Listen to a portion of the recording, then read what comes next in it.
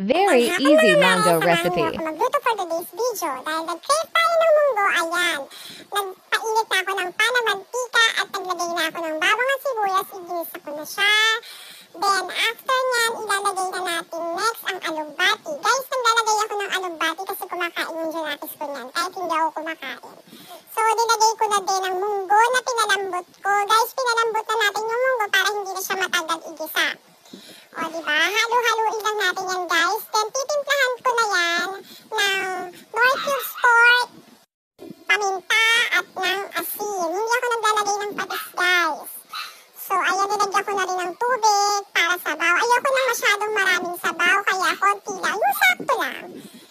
Ayan, tinakpan na natin. Then, pagkulo, ilalagay na natin ang chicharon dahil wala tayong pork na na-stock at tinatamad akong pumunta ng palengke. So, ang ilalagay lang natin dyan ay chicharon. Talo-talo na lang sa lasa, guys. Nasa lasa talaga yan. So,